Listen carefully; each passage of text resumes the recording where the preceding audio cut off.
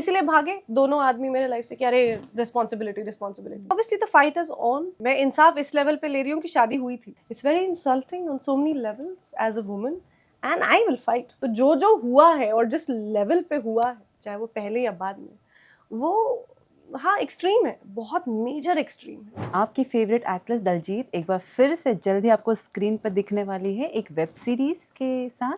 अभी क्या खासियत है इस वेब सीरीज से, आइए दलजीत से ही जानते हैं। दलजीत, दैनिक भास्कर में आपका स्वागत है। Thank you, thank you. पहली बात तो ये जानना चाहूंगी सीरीज आपको मिली कैसे? I think they wanted an actor जो थोड़ा बहुत पंजाबी का टच ला सके. So when I was approached for this role, तो मुझे थोड़ा सा वो भी लगा कि you know drugs कैसे होगा. Like it's a very एक बहुत strong मैसेज है इसमें ऑब्वियसली, क्योंकि ये ड्रग्स के ऊपर बेस्ड है. तो डेफिनेटली मुझे भी ये लगा था कि ये लोग मुझे क्यों अप्रोच करें. दे सेड हमें चाहिए ही ऐसी कोई एक्टर जो हमें इमोशंस के साथ वो स्ट्रेंथ दे सके, जो आखिरी में यू नो बहुत कुछ होता है इस लड़की के साथ. I was actually very proud as an actor कि मुझे ये रोल के लिए अप्रोच किया गया. एंड वाइल शूटिंग बहुत आसान नहीं था, जैसे सबको पता है. यू नो आई ऑलवेज मतलब बिन अ मदर फॉर एवर.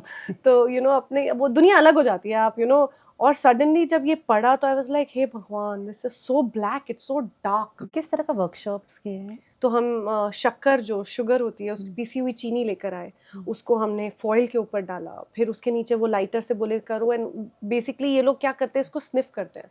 तो वो जो धुआं निकलता है उसको सांस लेते हैं और उससे उनको जो भी नशा चढ़ता है.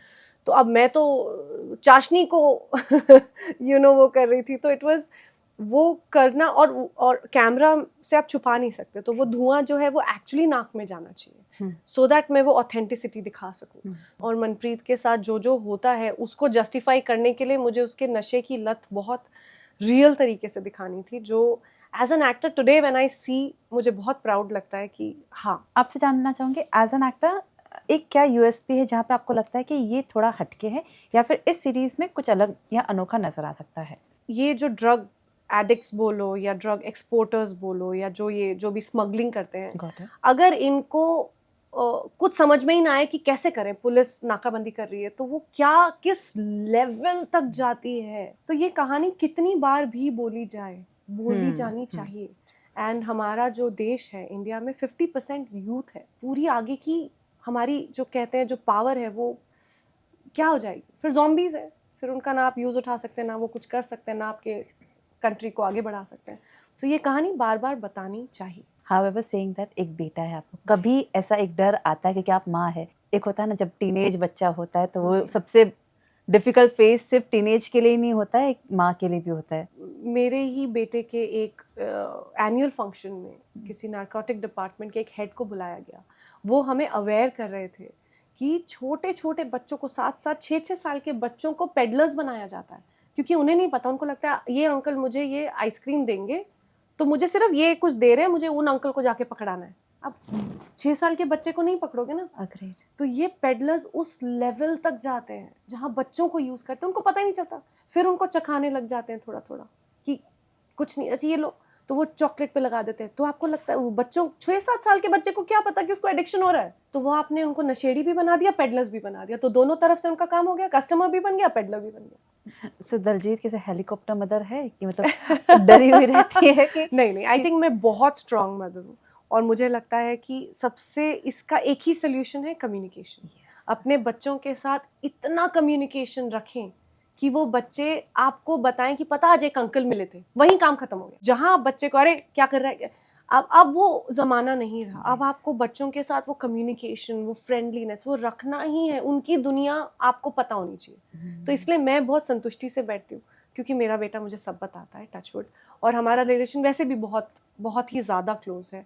तो आई थिंक यही शायद एक वे आउट है. बाकी तो देखो नियति है, बाकी तो कुछ कितने एक हद तक आप सेफगार्ड कर सकते हो.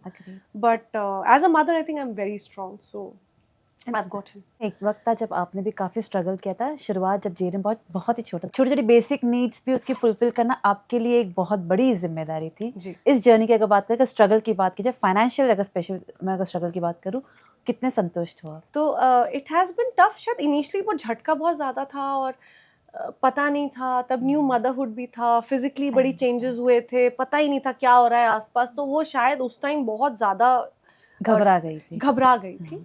तो जो सबके ज़िंदगी में होता है, किसी का भी ना ऊपर रहना कांस्टेंट रहता है ना नीचे। And today I am very confident कि जेडन और मैं भी अब नो प्रॉब्लम। किससे से अगर एज मदरहुड की अगर जर्नी की बात करें, किससे से डिस्क्राइब करोगी? आई थिंक सिंगल पेरेंट होना इन अ वियर्ड वे एक सुपर पावर है। मुझे पता है कि जो भी चाहे सही होगा तो मेरा है, गलत होगा तो मेरा है, तो मैं वो पूरी ओनरशिप लेती हूँ इस चीज़ की। और इसमें स्ट्रेंथ है इन अ वे कि when I look at Jaden और जो हमारा रिलेशनशिप है और जिस तरह से हम दोनों हैं, ये शायद नॉर्मल जो हस्बैंड वाइफ होते हैं उनको नहीं पता होगा कि ये रिलेशनशिप इतना पैशनेट क्यों है। रजित, आपकी पर्सनल लाइफ में भी काफ़ी उतार चढ़ाव आ रहा है, उस बारे में अगर आप बात कर पाए हमारे साथ में, क्या है कंक्लूजन? अभी आपको लग रहा है कि आपने पीस ले लिया है या फिर अभी भी आपको लग रहा है कि नहीं? नहीं, obviously the fight is on, क्योंकि अभी तो मेन क्या बोलेंगे, मैं इंसाफ इस लेवल पे ले रही हूँ कि शादी हुई थी। अभी तो उसी लेवल पे चल रहा है, क्योंकि वो चाहे कोर्ट के जरिए है, चाहे वो अपने लीगल उसके जरिए है, वो सिर्फ ये प्रूव करने की कोशिश कर रहे हैं बहुत ही स्ट्रांगली, क्योंकि उन्हें लगता है मनी पावर है, ये है वो है, तो वो सिर्फ ये प्रूव कर रहे हैं कि शादी हुई नहीं। और मैं प्रूव कर रही हूँ कि भाई शादी तो मैंने की थी, मैं तो आपकी कीप बन के गई नहीं थी। तो इस वक्त तो यही जस्टिस है बस। अब वो प्रूव कर पाए कि शादी नहीं हुई थी तो इट्स वेरी सैड, और अगर वो नहीं प्रूव कर पाए तो भगवान करे बहुत बड़ी पनिशमेंट मिले कि और कोई लड़की बच जाए। तो it's a journey, it's going on. अगर मैं आपसे पूछूं क्या चाहती क्या हो आप? जस्टिस के लिए सबको फाइट करना चाहिए, और ये जस्टिस है that every woman deserves. I deserve, my parents deserve, my son deserves.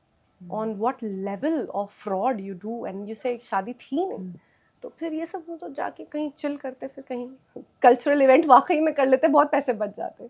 मैं तो सब घर बार छोड़ के चली गई थी। So it feels very bad, it's very insulting on so many levels as a woman, and I will fight. I think मेरा इंस्टिंक्ट है कि मैं फाइट करती हूँ, I fight for my right.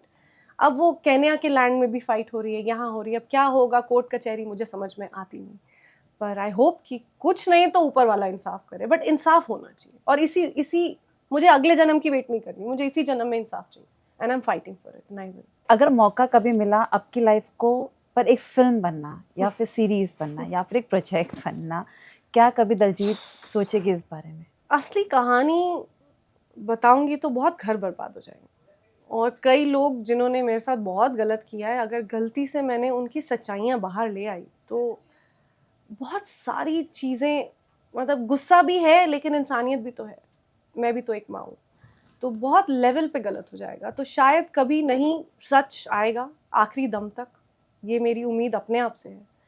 लेकिन हाँ, शायद जब शायद सब कुछ ही बहुत ओल्ड हो जाएगा, और जाते जाते शायद जब 30-40 सालों बाद एक बुक लिख के चले जाऊँ, ताकि शायद किसी को समझ में आए कि भाई इस चीज़ से डर रहना या ये भी हो सकता है किसी की ज़िंदगी में।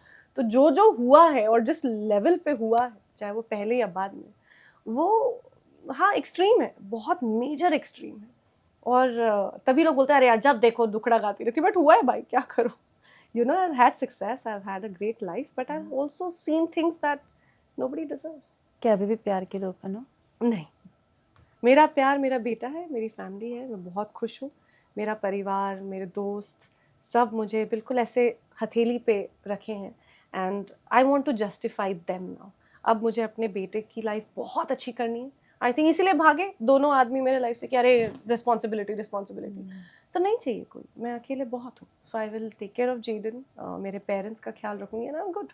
शाली ने कभी भी बात करने की कोशिश की इस तरह? कई सारे एक डिबेट भी होती है, कई चर्चा भी होती है, चाहे ज़्यादातर सोशल मीडिया पर, कि बॉलीवुड में या इंडस्ट्री में भी ये ड्रग कल्चर है।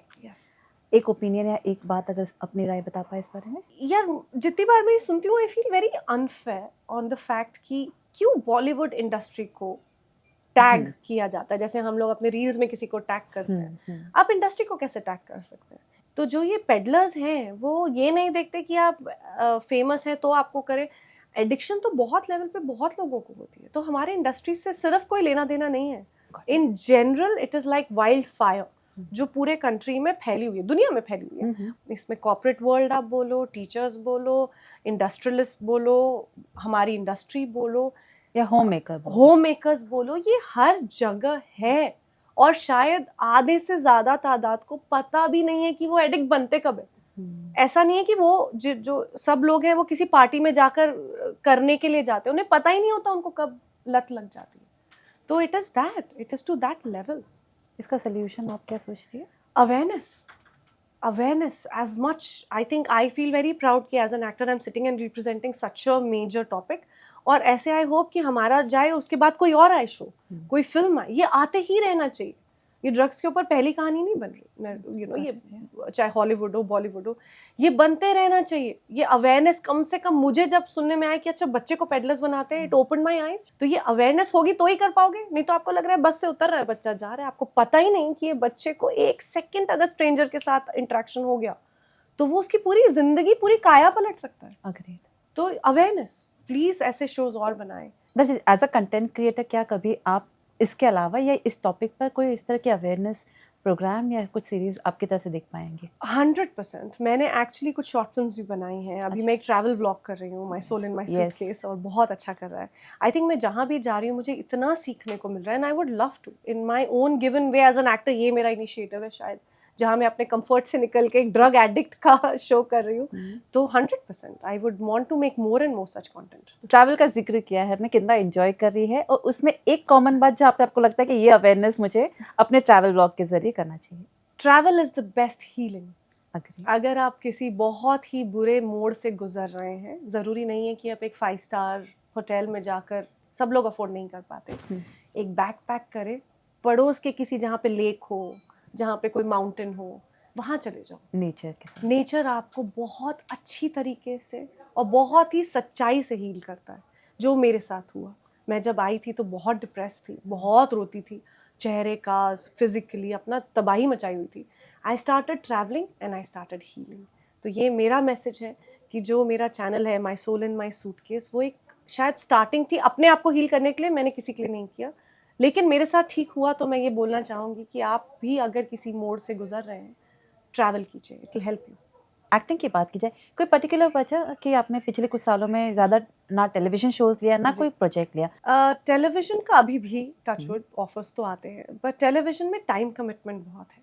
जब जेरन बहुत छोटा था तब थोड़ा इजी था, क्योंकि वो बिजी भी था, उसकी लाइफ भी, मतलब इतना वो, मुझे भी लगता था कि कोई बात नहीं, डैड मॉम देख रहे हैं, उसका खाना पीना रहना वो होना चाहिए. बाकी अब क्या है, जेरन एक्सपेक्ट्स मी. वो एक्सपेक्ट करता है मेरा टाइम, उसको अभी ज़रूरत है. और जैसा आपने कहा, अभी वो अभी ट्वीन है, अभी टीन्स की तरफ जा रहा है, तो मेरा उसकी ज़िंदगी में रहना फिजिकली बहुत ज़रूरी है, जो एज अ टेलीविजन एक्टर मैं अफोर्ड नहीं कर सकती. At the same time I feel अच्छे ऑफर्स आते जाएं, लेकिन मुझे शूट कम करने को मिले और मैं फटाफट भागूं वापस अपने बेटे के पास. तो I have to create a different balance now. पहले सेम चीज़ अलग उसमें था, मैं 12 घंटा मिसी भी रहती तो उसका सिर्फ खाना पीना सेफ रखो बस. अब ऐसा नहीं है, अब मुझे जेरन की ज़िंदगी में रहना ज़रूरी है. सो